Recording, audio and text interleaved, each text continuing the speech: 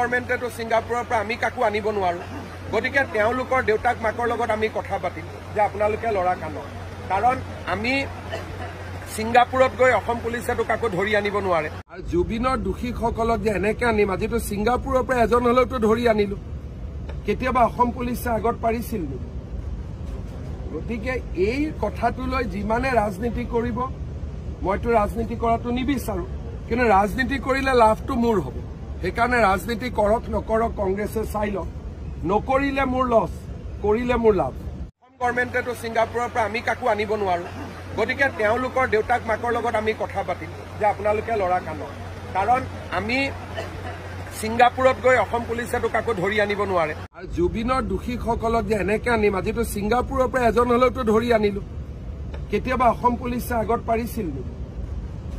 গতিকে এই কথাটো লৈ যিমানে ৰাজনীতি কৰিব মইতো ৰাজনীতি কৰাটো নিবিচাৰো কিন্তু ৰাজনীতি কৰিলে লাভটো মোৰ হ'ব সেইকাৰণে ৰাজনীতি কৰক নকৰক কংগ্ৰেছে চাই লওক নকৰিলে মোৰ লছ কৰিলে মোৰ লাভ